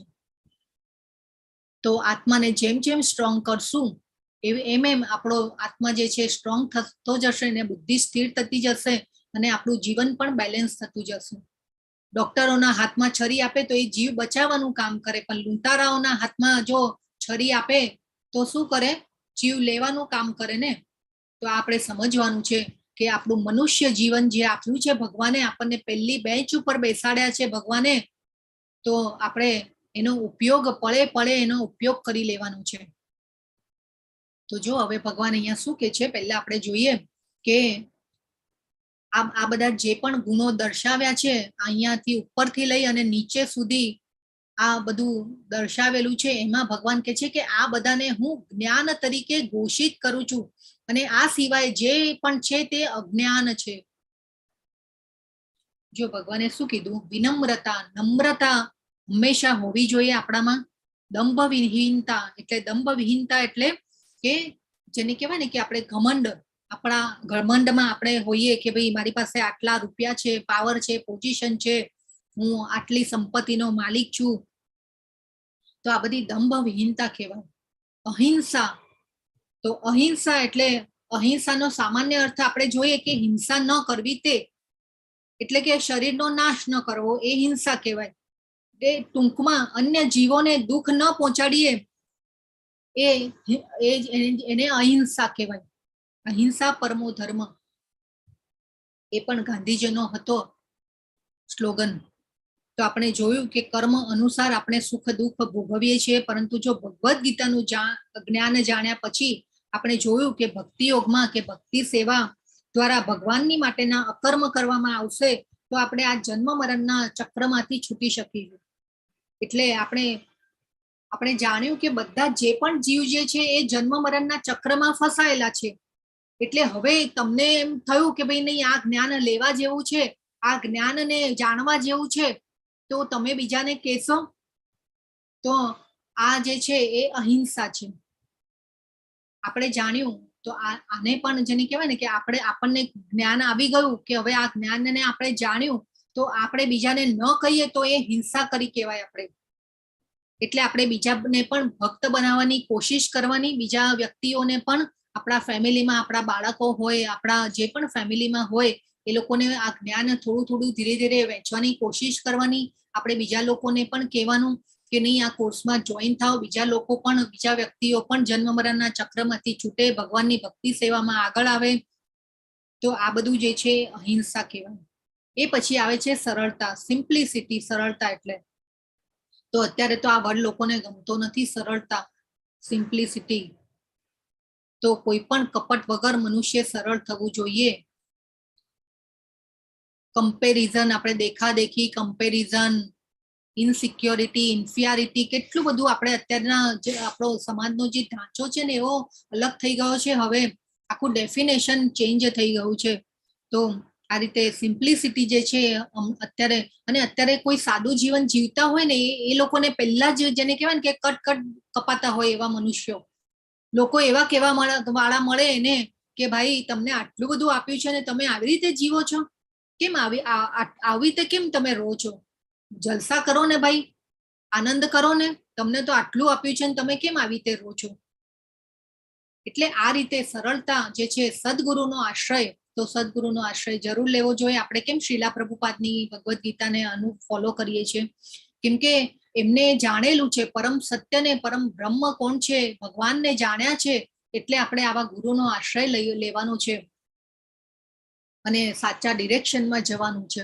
પવિત્રતા, તો પવિત્રતા એટલે સ્વચ્છતા.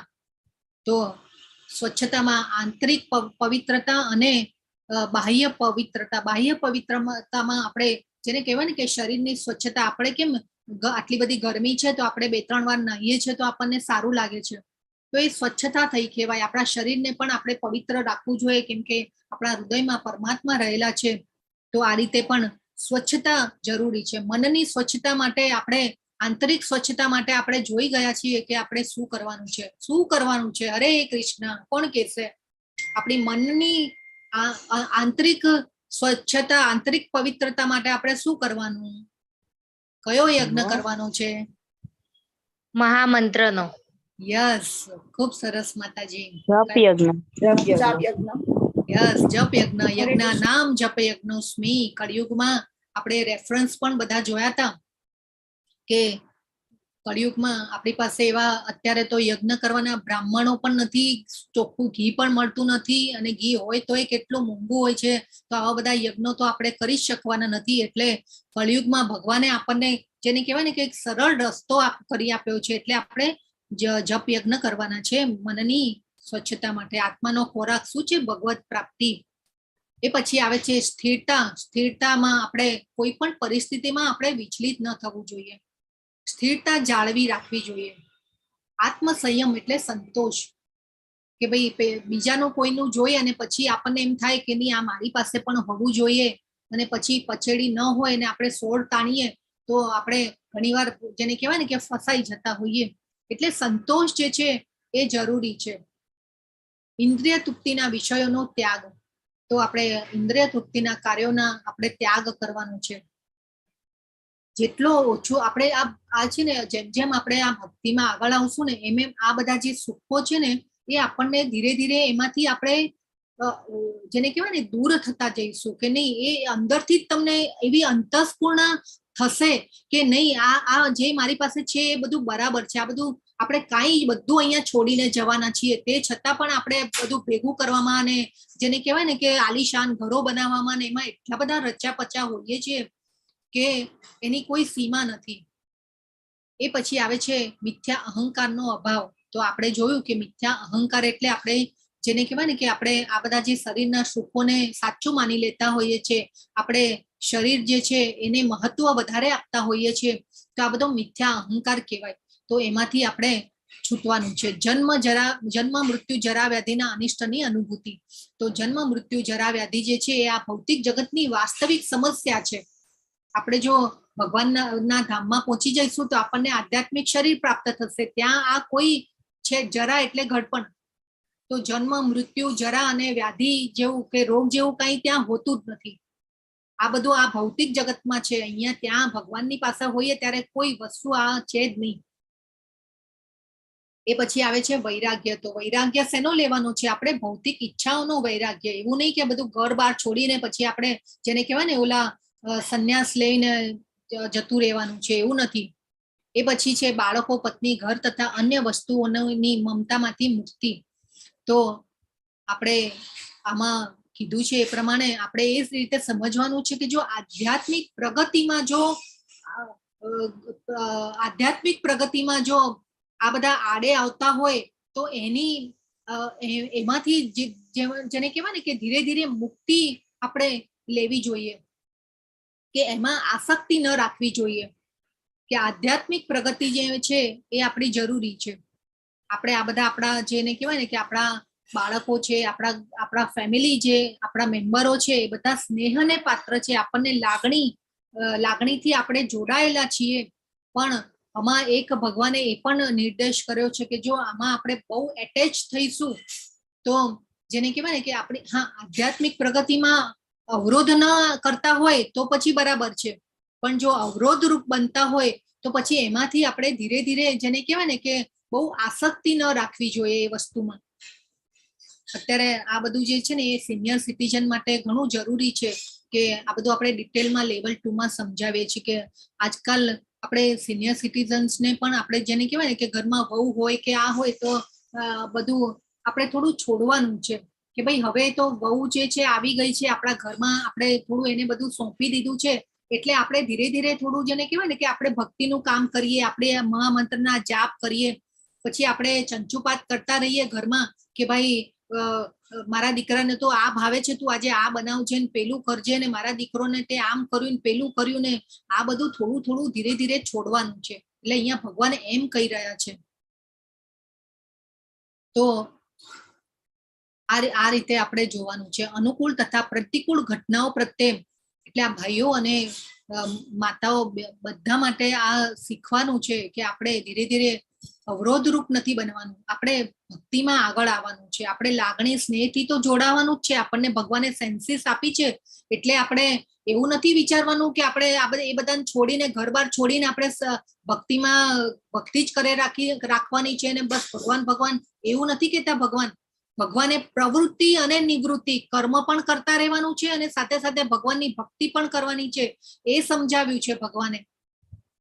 તો ભગવાને કીધું છે કે અનુકૂળ તથા પ્રતિકૂળ ઘટનાઓ પ્રત્યે સમભાવ, એટલે સુખ દુઃખ જય પરાજય, પછી જેને કહેવાય ને કે ઠંડી ગરમી, ઘણીવાર ઠંડી પણ આ બધી ઋતુઓ ને બધું ભગવાને જ નિર્માયેલું છે, અને ભગવાનનું જ આપણે જેને કહેવાય ને કે આ ઋતુઓ ન હોય તો આપણને ઘણીવાર ગમે પણ નહીં, કે અલગ અલગ બધી ઋતુઓ આપેલી છે, ઠંડી ગરમી ચોમાસું વરસાદ. તો આ બધા એટલે ઘણીવાર ઘણાને બહુ ઠંડી હોય ને તો હા બહુ ઠંડી છે, બહુ ઠંડી છે, બહુ ઠંડી છે, મને તો આ ગરમી હોય તો ગરમી છે, કેટલી ગરમી કેટલી ગરમી. પણ અરે ભાઈ, આ બધું જે છે ભગવાનની પ્રકૃતિએ બનાવેલું છે ને આપણે એને સહન કરતા પણ શીખવું જોઈએ. એટલે આપણને ઘણીવાર આપણું ધાર્યું ન થાય તો આપણે વિચલિત થઈ જતા હોય, આપણને કંઈક સાંભળવું સારું હતું ને કોઈએ કંઈક કહી દીધું બીજું તો આપણે વિચલિત થઈ જઈએ. આવક થવાની હતી ને જાવક થઈ ગઈ તો આપણે વિચલિત થઈ જઈએ. એટલે જેને કહેવાય ને કે સમભાવ આપણે રાખવાનો છે. પછી ભગવાન કે છે મારા પ્રત્યે અનન્ય ભક્તિભાવ નિરંતર, મારા અહીંયા થોડુંક કટ થઈ ગયેલું છે સ્લાઇડમાં, મારા પ્રત્યે નિરંતર અનન્ય ભક્તિભાવ. તો ભગવાનનો ભક્તિ અનન્ય ભક્તિભાવ રાખવાનો છે. અને પાછું કીધું કે નિરંતર એટલે અભ્યાસ, એકાંતવાસની ઈચ્છા. તો જેમ જેમ આપણે આ કરતા જશું ને, ભક્તિમાં આપણે આગળ આવતા જશું ને, એમ આપણને ઘણી એવી અત્યારેના જે સમાજનો ઢાંચો છે ને એમાં કેટલી બધી જેને કહેવાય ને કે કીટી પાર્ટી ને આ ને તે ને પછી ગોસિપ કરવાની ને એ બધી ઈચ્છાઓ જે છે ને એ છૂટતી જશે ધીરે ધીરે. જેમ જેમ આપણે ભક્તિમાં આગળ આવતા જઈશું એમ એમ આપણને જ થશે કે નહીં, મારે એ ત્યાં જઉં છું તો મને આ પ્રોબ્લેમ થાય છે, મને આ બીજાની વાતો ગમતી નથી, તો એ હું ત્યાં ન જઉં. એટલે આપોઆપ જ આપણે છે ને તેનાથી છૂટતા જશું. અને આવા ઘણા ભક્તોનું પણ જેને કહેવાય ને કે આ બધું એક્સપિરિયન્સ છે. જેમ જેમ તમે ભગવાનના કામમાં ભગવાનના કર્મ કરતા જશો એમ એમ આ બધી ઈચ્છાઓ જે છે આપણી છૂટતી જશે. અને આ ભૌતિક જેને કહેવાય ને કે આ ભૌતિક સુખો જે છે ને એ તુચ્છ લાગતા જશે આપણને. આપણને ભગવાનના કામમાં એટલો બધો આનંદ આવતો જશે, એટલો આનંદ આવતો જશે કે જેની કોઈ સીમા નથી. સામાન્ય જન સમૂહથી અલિપ્ત હોવું, તો આપણને જ થશે કે નહીં આ જગ્યાએ મારે નથી જવાનું, આ જગ્યાએ મારે જવું જોઈએ. કેમ ભક્તોનો સંગ કરવાનો, કે ત્યાં જઈએ તો આ ભગવાનની જ વાતો હોય, ભગવાનના જ પવિત્ર જ્ઞાનની વાતો હોય, સમજણ હોય. તો આ બધું જેને કહેવાય ને એ પછી આપણે જ છૂટતા જઈશું કે ભાઈ નહીં આ મારે જવું નથી. એટલે આ રીતે આપણે જોવાનું છે. અત્યારના જે સિચ્યુએશન છે એ પ્રમાણે આપણે આ બધા ગુણોને સમજવાના છે. આત્મ સાક્ષાત્કારના મહત્વનો સ્વીકાર એટલે ભગવાનના જ્ઞાનને પામવાનું છે, પરમ બ્રહ્મની તાત્વિક શોધ. આ બધાને હું જ્ઞાન તરીકે ઘોષિત કરું છું, અને આ સિવાય જે પણ છે તે અજ્ઞાન છે. તો આપણે ભગવાનના જે પણ કર્મ કરીશું એના સિવાયના જે પણ કર્મ કરીએ છીએ એમાં આપણને બંધનો ઉત્પન્ન થતા હોય છે. એ પહેલા પણ ભગવાને શ્લોક દ્વારા કહી દીધેલું હતું. તો આ બંધનો જે છે આપણે ઘણીવાર મન વચન અને કર્મથી પણ બંધનો ઉત્પન્ન કરતા હોઈએ છીએ. અને આ બધી જે આપણી સુખ અને દુઃખની જે આપણે જે અનુભવ કરીએ છીએ ને એ આપણે જ ક્રિએટ કરીએ છીએ. એ પરિસ્થિતિને આપણે જ ક્રિએટ કરી રહ્યા છીએ આપણા કર્મો દ્વારા. તો આ ખૂબ સમજવાની જરૂર છે. ભગવાન 15મા શ્લોકમાં કે છે સર્વ ઇન્દ્રિયોના આદિ સ્તોત્ર છે છતાં તેઓ ઇન્દ્રિય રહિત છે, તેઓ સર્વ જીવોના પાલન કરનાર હોવા છતાં અનાસક્ત છે, તેઓ પ્રકૃતિના ગુણોથી પર છે પરંતુ તે સાથે ભૌતિક પ્રકૃતિના સર્વ ગુણોના સ્વામી છે. તો ભગવાન જે છે આ ભગવાને 7મા અધ્યાયમાં પણ પોતાની શક્તિનો પરિચય કરાવી અને ભગવાને કીધેલું કે આ બધી મારી ભૌતિક શક્તિઓ છે. આ ભૌતિક જગત જે ભગવાને આપણા માટે પણ બનાવેલું છે એ પણ ભગવાને બનાવેલું છે ને ભગવાનની શક્તિઓ દ્વારા બનેલું છે. અને આ જે ભૌતિક પ્રકૃતિ જે છે એ 3 ગુણો દ્વારા બનેલી છે. અને આ 3 ગુણો પણ ભગવાનમાંથી જ આવેલા છે. બધી વૃત્તિઓ અને ગુણો અને બધું જે પણ છે એ ભગવાનમાંથી જ આવેલું છે. પણ તે છતાં ભગવાન જે છે દિવ્ય છે, એમનું શરીર દિવ્ય છે. ભગવાન કોઈ આ ગુણોથી અથવા તો કર્મના બંધનોથી લેંપાતા નથી. તો આપણે આ સમજવાનું છે. ભગવાન જે છે ભૌતિક પ્રકૃતિના સર્વ ગુણોના સ્વામી છે. ભગવાન આ ગુણોથી પણ ઉપર છે. એટલા માટે ભગવાનને નિર્ગુણ કયા છે. આપણે સમજવાની ભૂલ નહીં કરવાની કે નિર્ગુણ એટલે ગુણ વગરના. ભગવાનમાં તો આપણે જોયા કેટલા બધા ઐશ્વર્યો છે, ગુણો છે. એ બધા ગુણો પણ ભગવાનમાંથી જ અલ્પ પ્રમાણમાં, આપણે ભગવાનના અંશ છીએ એટલે આપણામાં પણ આવેલા છે, પણ એ ધરબાઈ ગયા છે મોહ માયામાં. તો આ રીતે ભગવાન જે છે પ્રકૃતિના સ્વામી છે, ભગવાનના ગુણોના પણ સ્વામી છે.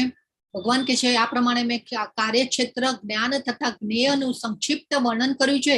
આને કેવળ મારા ભક્તો જ પૂર્ણપણે સમજી શકે છે અને એ રીતે મારા ભાવ સ્વરૂપને પામે છે. જો અહીંયા પણ ભગવાને કીધું, પહેલા પણ કીધું તું મારા સનાતન ધામને પામીશ, પછી ઘણી વાર કીધું કે મારી દિવ્ય પ્રકૃતિને પામશો, અત્યારે પાછું ભગવાન કે છે મારા ભાવ સ્વરૂપને પામીશ. તો જો આ એક જ ઝાડ છે અને એની ઉપર 2 પક્ષીઓ છે. હવે આ એક પક્ષી જે છે એ ફળ ખાઈ રહ્યું છે અને આ બીજું પક્ષી છે એ જોઈ રહ્યું છે. તો બીજું પક્ષી જે જોઈ રહ્યું છે એ કોણ છે? ભગવાન છે, આપણા હૃદયમાં જ રહેલા છે. અને આ પક્ષી જે છે એ ફળ ખાઈ રહ્યું છે, એ કોણ છે? જીવ, આત્મા, આપણે છીએ. યસ, આપણે છીએ. તો આપણે આ જોયેલું કે આત્મા, પરમાત્મા અને ભગવાન. તો આપણે આ આત્મા અને પરમાત્મા સુધી નહીં, પણ આપણે આ ભગવાન સુધી પહોંચવાનું છે. જે આ ધ્યાન યોગ કરતા હોય અને ધ્યાન યોગ કરી અને પરમાત્મા અને આત્મા અને પરમાત્માનું જે જ્ઞાન દ્વારા જે ધ્યાન યોગ કરીને, ભગવાને એ પણ કીધેલું 6ઠા અધ્યાયમાં કે એ નહીં, કાલના અધ્યાયમાં અર્જુનજીએ પ્રશ્ન પૂછ્યો હતો કે ભાઈ બ્રહ્મની ઉપાસના કરે એ સિદ્ધ પૂર્ણ કહેવાય કે પછી સાકાર રૂપમાં ભગવાનની ઉપાસના કરે એને પૂર્ણ ગણવા? તો ભગવાને કીધું હતું કે નહીં, મારું સાકાર રૂપ મૂળભૂત રૂપે મને પણ જાણી શકાય છે.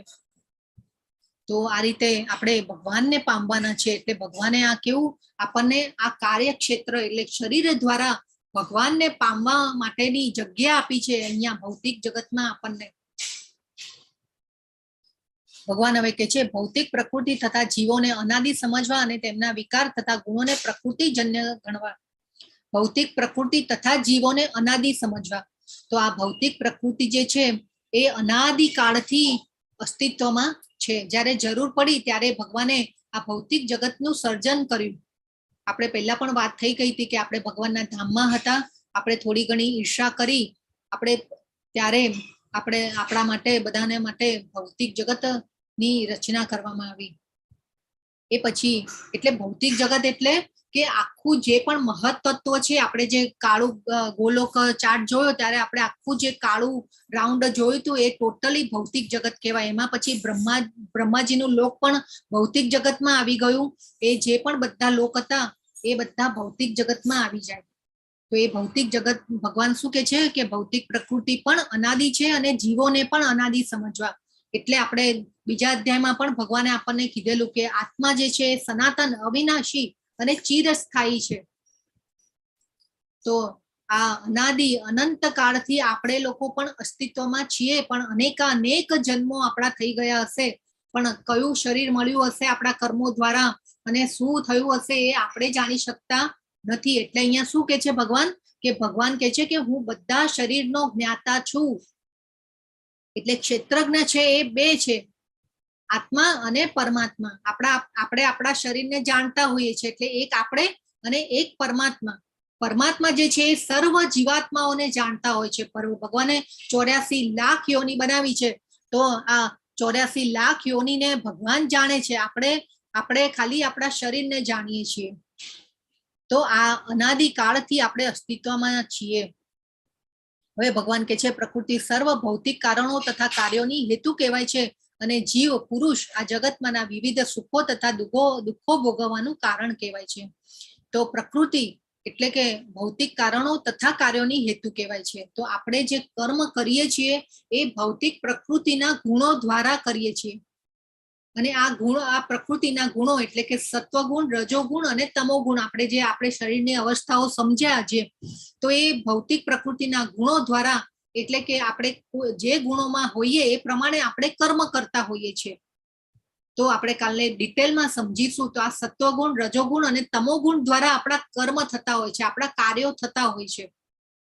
તો ભગવાન કે છે કે આ જગતમાંના વિવિધ સુખો તથા દુઃખો ભોગવવાનું કારણ છે. એટલે આ ભૌતિક જે પ્રકૃતિ જે છે એ કાર્યોની હેતુ કહેવાય છે. એટલે આપણે આ ગુણો દ્વારા કાર્ય કરતા હોય છે. એટલે એ હેતુ, કાર્યોની હેતુ કર્તા કહેવાય. કર્તા એટલે કરનાર.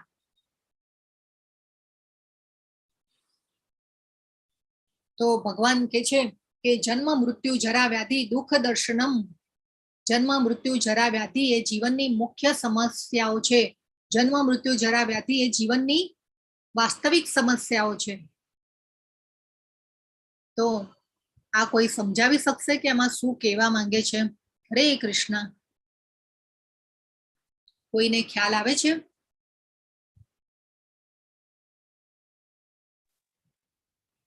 ભગવાન આને બચાવવા માટે આવે છે. નીચે સાપ ને એ બધું છે અને લાકડા ઉપર એ માણસ ઉભો છે, તો ભગવાનનું એ ચિંતન કરે છે, તો ભગવાન એને બચાવે છે.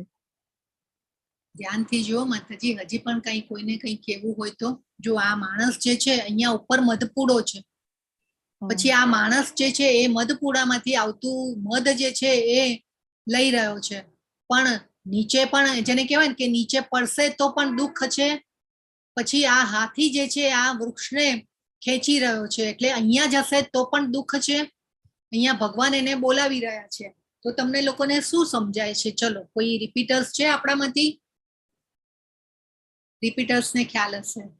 યસ જોશી, જલ્પા માતાજી. યસ બોલો માતાજી. જે માણસ છે ને એને તો રસ ખાવામાં, મતલબ એના સ્વાદમાં તે ઇન્ટરેસ્ટ વધારે છે. બરાબર છે, ભગવાન એની સામ બોલાવે છે પણ એ બી એને ધ્યાન નથી હોતું. બરાબર. ઓકે, ખૂબ સરસ. તો આ જેને કહેવાય ને કે આ ભૌતિક જગત છે, તો આપણે આ મધપૂડાનો મધ રસ લેવામાં આપણે એટલા બધા ઇન્દ્રિય તૃપ્તિના કાર્યોમાં રોકાઈ ગયા છીએ કે જેને કહેવાય ને કે ભગવાન આપણને બોલાવી રહ્યા છે, પણ તે છતાં પણ ભગવાન સામું જોવા માટે પણ રેડી નથી. આપણે આ મધપૂડાનો જે સ્વાદ છે આપણને એટલો મીઠો લાગી રહ્યો છે. આપણને આ બધા અત્યારના જે ભૌતિક જગતમાં જે સુખો જે છે, એટલે આપણે અહીંયા સેટ થઈ જવા માંગીએ છીએ. એટલે આપણે અહીંયા સેટ નથી થવાનું ભાઈ. આપણે છે ને ઘણી વાર આપણે નાનપણથી આવી આપણને સેટ કરવાની એક જેને કહેવાય ને મેન્ટાલિટી થઈ ગઈ છે. આપણે આપણા દીકરા દીકરીઓને પણ કહેતા હોય કે ભાઈ હવે તું મોટો થયો, તારે કમાવાનું નથી, તારે સેટ નથી થવાનું. તો આપણે અહીંયા સેટ થઈ જવા માંગીએ છીએ ભૌતિક જગતમાં. તો આપણે આ સાચા સુખો નથી. આપણે આ મધપૂડાનો મધ જે છે એ સાચું નથી. ભૌતિક જગતના જે સુખો છે ટેમ્પરરી છે, અને આધ્યાત્મિક જગતમાં આપણે પહોંચવાનું છે ભગવાન પાસે. તો આ જે છે બે કાળા ઉંદરો છે, રાત અને દિવસ છે, અને આ જો ડાળ કાપી રહ્યા છે, તો આપણું આયુષ્ય એ રીતે કપાઈ રહ્યું છે. અને આ જે હાથી છે એ જેને કહેવાય ને કે આ કટ કરવા માટે, આ વૃક્ષને કાપવા માટે જેને કહેવાય કે તલપાપડ થઈ રહ્યો છે. ભગવાન આપણને બોલાવી રહ્યા છે, પણ તે છતાં પણ જેને કહેવાય કે આપણે એની દરકાર કરતા નથી.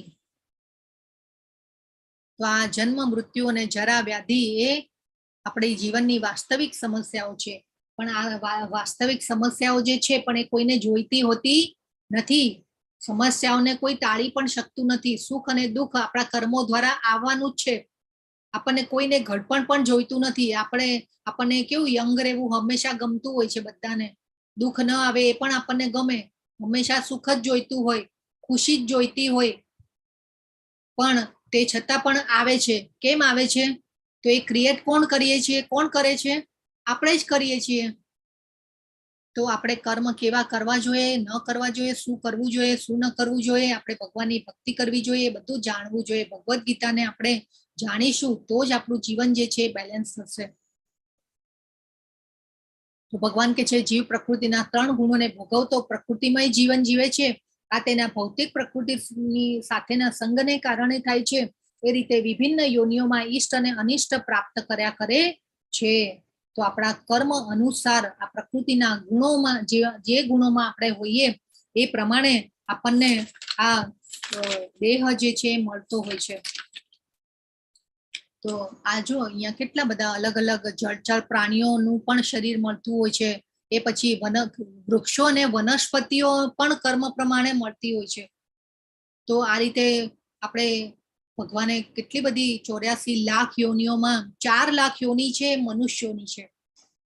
જો જળચર પ્રાણીઓની ચેતના જે છે એકદમ નીચેની ચેતના હોય છે, પછી એનાથી ઉપર વનસ્પતિઓની આવે, એનાથી ઉપર આ જેને કહેવાય ને કે આ બધા જીવો જે હોય એની આવે, એ પછી આ બધા સ્થળચર પ્રાણીઓ જે હોય એની આવે, એ પછી આ પક્ષીઓની ચેતના એનાથી હાઈ હોય, એ પછી એનાથી ઉપર જઈએ તો આ પ્રાણીઓની ચેતના એના કરતા પણ હાઈ હોય, અને મનુષ્ય જીવન જે છે એને કહેવાય ને કે આપણને પહેલી બેન્ચ ઉપર બેસાડ્યા છે. આપણે હોશિયાર વિદ્યાર્થીઓ છીએ ભગવાનના, તો આપણે પહેલી બેન્ચ ઉપર એટલે બેસાડ્યા છે આપણને.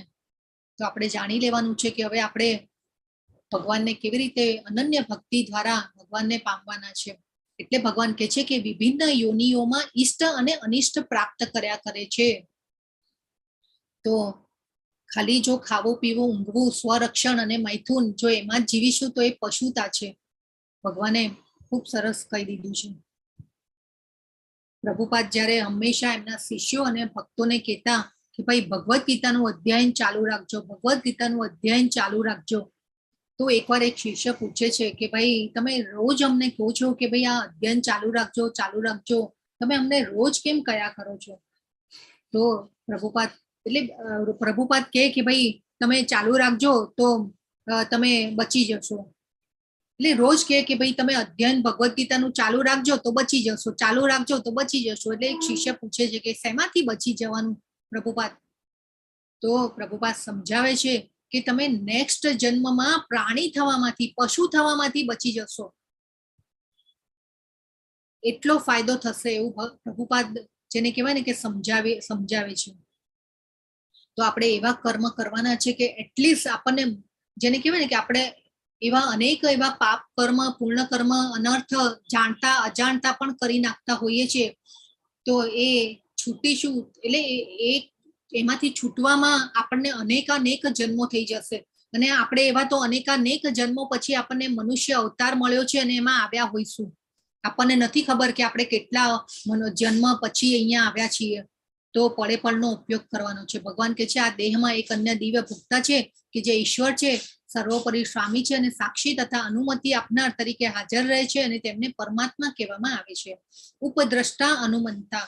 આપણે જોયું ને કે ઝાડ ઉપર બે પક્ષી બેઠેલા છે, કે એક ફળ ખાઈ રહ્યું છે, એટલે આપણી જીવની ઈચ્છાઓને ભગવાન જાણતા હોય છે. ભગવાન હંમેશા હૃદયમાં સાક્ષી તરીકે રહેલા હોય છે. એટલે આપણે અભ્યાસ કરવાનો છે, ભક્તિનો અભ્યાસ કરવાનો છે, અને આપણી ઈચ્છાઓને, આપણા વિચારોને જાણતા હોય છે ભગવાન, કે આપણે આપણા કર્મોને ભગવાન જાણતા હોય છે. ઉપદ્રષ્ટા એટલે સાક્ષી, અને અનુમંતા, ઉપદ્રષ્ટા અનુમંતા ભગવાને અહીંયા કીધું. હવે ભગવાન કહે છે કેટલાક મનુષ્યો પરમાત્માને ધ્યાન દ્વારા પોતાની અંદર જુએ છે, અન્ય કેટલાક જ્ઞાનોપાર્જન દ્વારા અને વળી બીજા નિષ્કામ કર્મ દ્વારા જુએ છે. તો આપણે કાલે પણ જોયા હતા, કાલે બધા જે ભક્તિના ઓપ્શન આપ્યા હતા આપણને ભગવાને, કે આપણે કેવી રીતે એમને પામવા જોઈએ. તો પહેલા તો કીધું તું શુદ્ધ ભક્તિ કર, એ પછી ભગવાને કીધું કે એ ન કરી શકે તો વિધિ વિધાનોનું પાલન કર. એ પછી ભગવાને કીધું તું કે એ પણ બધું ન થાય તારાથી તો મારા માટે કર્મ કરવાનો પ્રયત્ન કર, અને એ પણ ન થાય તો તું કર્મના ફળનો ત્યાગ કર, અને મને બધું મને સમર્પણ કર. એ પછી જે પણ હોય વ્રત, દાન, પુણ્ય જે પણ હોય, તપ, એ આપણે 11 આજે ઉપવાસ કર્યો હશે તો એ પણ તપ આપણે ભગવાન માટે, ભગવાનને સમર્પણ કરવાનું છે. એ ભગવાનને કહેવાનું છે કે ભાઈ હું તને પામવા માટે, મને તારા માટે પહોંચવું છે, તારી પાસે પહોંચવું છે, એટલા માટે મારી આધ્યાત્મિક પ્રગતિમાં હું ઉપર આવી શકું. અને આ બધું ઉપવાસનું મહત્વ, આહારનું મહત્વ ભગવાન હજી આગળ બધું કહેશે. દાનનું મહત્વ, કૃષ્ણ ભાવનામૃતમાં કરેલું દાન જે છે એ શુદ્ધ સત્વમાં કરેલું દાન કહેવાય. ને ભગવાને તો કહ્યું જ 9મા અધ્યાયમાં 27મો શ્લોક આપણે જોયું હતું કે જે પણ કંઈ ખાય છે, જે કંઈ પણ વ્રત કરે છે, જે કંઈ પણ તપ કરે છે, બધા કર્મો મને સમર્પણ કર, ભગવાને કીધેલું. એટલે દાન પણ ભગવાન માટે કરવું જોઈએ. ભગવાન કે છે એવા લોકો છે, એટલે આ બધી કેટેગરી હવે ભગવાને બતાવી છે કે કોઈ મનુષ્ય પરમાત્માને ધ્યાન યોગ દ્વારા પોતાની અંદર જુએ છે, અન્ય કેટલાક જ્ઞાનોપાર્જન દ્વારા અને વળી બીજા નિષ્કામ કર્મ દ્વારા જુએ છે. એટલે ઘણા એવા નિષ્કામ કર્મ, ભક્તિમાં પણ આપણે નિષ્કામ કર્મ કરવાના છે. ભક્તિ એટલે કર્મનું એડવાન્સ વર્ઝન. એટલે ભક્તિમાં પણ આપણે નિષ્કામ થવાનું છે. આપણે સ્વાર્થ વગર, કોઈ ઈચ્છા વગર ભગવાનની ભક્તિ કરવાની છે કે બસ ખાલી ભગવાનને પામવાના છે મારે. હવે ભગવાન કહે છે કે હવે પાછી કઈ કેટેગરી બતાવે છે કે જેઓ આધ્યાત્મિક જ્ઞાનના જાણકાર હોતા નથી પણ અન્ય લોકો પાસેથી પરમ પુરુષ વિશે શ્રવણ કરી તેમની ઉપાસના કરવા લાગે છે. હવે ઘણીવાર કોઈની પાસે જ્ઞાન ન હોય કે ભક્તિ ન કરતા હોય તો ઘણીવાર ઘણા લોકો કેવું કરે કે ભાઈ ભક્તોનો સંગમાં આવી જાય કે કોઈ અચાનક ભક્તોનો સંગ મળી જાય તો સાંભળીને પણ ભક્તિ કરવા લાગે. તો આ રીતે જો કપિલ મુનિ જે છે, આપણે જોયું હતું, આપણે સતયુગ, દ્વાપરયુગ, ત્રેતાયુગના 4 યુગના ફોટા હતા અને એમાં કરદંબ મુનિ હતા. એમને 10,000 વર્ષ તપ કરેલું અને એમને ભગવાન જે છે એમના ઘરે પુત્ર તરીકે આવેલા કપિલ મુનિ. અને કપિલ મુનિ જે છે એમની માતા દેવહૂતિને જ્ઞાન આપી રહ્યા છે.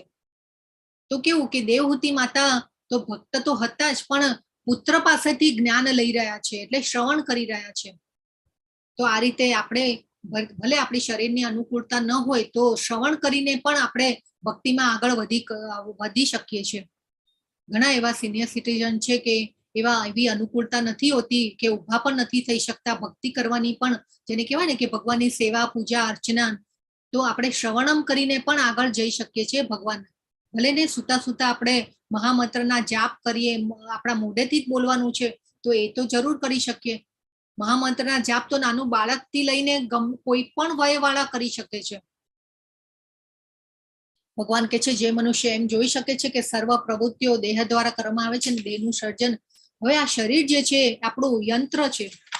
શરીર યંત્ર છે એટલે વાસ્તવમાં શરીર છે એક યંત્ર છે જે આપણને પરમેશ્વર દ્વારા ઈચ્છાઓની પૂર્તિ કરવા નિર્માણ થવા પામ્યું છે. પણ આ ઈચ્છાઓને કારણે જ મનુષ્ય જે છે એ મુશ્કેલ પરિસ્થિતિમાં એટલે કે સુખ અને દુઃખ ભોગવે છે. અને એટલે આ ઈચ્છાઓ દ્વારા ચાલતું હોય છે. શરીરના કાર્યો છે એ ઈચ્છાઓ દ્વારા ચાલતા હોય છે અને એ અનુસાર આપણે સુખ અને દુઃખનો અનુભવ કરતા હોઈએ છીએ. એટલે પણ આત્મા જે છે એ આ શારીરિક કાર્યોથી અલિપ્ત રહે છે. આત્માને જેમ જેમ આપણે પોષણ આપતા જઈશું એમ આત્મા જે છે સ્ટ્રોંગ થતો જશે. એટલે આ ઈચ્છા અનુસાર શરીર જે છે કાર્ય કરે છે. હે ભારત, જેવી રીતે એકલો સૂર્ય બ્રહ્માંડને પ્રકાશિત કરે છે તેવી રીતે શરીરમાં રહેલો એક આત્મા સમગ્ર શરીરને ચેતનાથી પ્રકાશિત કરે છે. જો આપણા શરીરમાંથી ચેતના નીકળી જાય, આત્મા નીકળી જાય તો શરીર કોઈ કામનું રહેતું નથી. 2 કલાકમાં તો જેને કહેવાય ને કે કાળો કાળો કાળો થઈ જાય છે. હે તો આત્મા હાજર હોય છે ત્યાં સુધી ચેતના ફેલાયેલી રહે છે અને શરીરમાં આત્મા હોય છે ત્યાં સુધી આત્મા જેવો નીકળ્યો કે ચેતના પણ લુપ્ત થઈ જાય છે. તો ચેતના જે છે એ આત્માનો પુરાવો છે. આપણે કેમ કોઈનો એક્સિડન્ટ થયો હોય, કોઈનો હાથ કપાઈ જાય, કોઈનો પગ કપાઈ જતો હોય છે, આપણે એવા દ્રષ્ટાંતો જોયેલા છે, ઉદાહરણો જોયેલા છે. તે છતાં પણ શરીર તો ચાલતું હોય છે ને. એવું થાય છે કે શરીર, હાથ નથી, પગ નથી તો શરીર નથી ચાલી રહ્યું. તો એ કોના દ્વારા ચાલી રહ્યું છે? તો આ જે ચેતના જે છે આત્માના દ્વારા ચાલી રહ્યું છે. આત્મા નીકળી ગયો કે ચેતના પણ નીકળી જાય. તો પ્રાણ શક્તિ જે છે એ આત્માનો પુરાવો છે. તો આપણે આ જે હરિનામ કરવાનું છે, આત્માને પોષણ આપવાનું છે અને જેમ જેમ આત્માને પોષણ આપતા જઈશું એમ એમ આપણો આત્મા જે સ્ટ્રોંગ થતો જશે, એની સ્ટ્રેન્થ વધતી જશે અને બુદ્ધિ સ્થિર રહેશે. બુદ્ધિ સ્થિર રહેશે તો આપણું મન સ્થિર રહેશે. મન સ્થિર રહેશે તો આપણે ઇન્દ્રિયો જે છે આપોઆપ કંટ્રોલમાં રહેવાની છે. તો આપણા મનુષ્ય, આપણે આજે આ અધ્યાયનો સાર શું હતો કે આપણે શરીરના સ્વામી અને પરમાત્મા વચ્ચેના રહેલા તફાવતને જાણવો જોઈએ. તો આ એ જ કાલનો હજી અધ્યાય જે આપણે સમજીશું ને તો તમને આ અધ્યાય સાથે કનેક્ટ કરવામાં વધારે સારું પડશે. અત્યારે તમને લોકોને કદાચ એમ પણ લાગી રહ્યું હશે કે થોડું હાઈ ગયું કે ન સમજાણું, તો કાલનો અધ્યાય સમજીશું તો આપણે વધારે સમજી શકીશું. એટલે કળિયુગમાં હરિનામના જાપ જે છે એ આપણે કરતા રહેવાનું છે. તો આ સાથે અહીંયા અધ્યાય પૂરો થાય છે. વાંછા કલ્પતરુભ્યશ્ચ કૃપા સિંધુભ્ય એવ ચ પતિતાનાં પાવનેભ્યો વૈષ્ણવેભ્યો નમો નમઃ. અનંત કોટિ વૈષ્ણવ વૃંદ કી જય. ભગવદ ગીતા કી જય. શ્રીલા પ્રભુપાદ કી જય.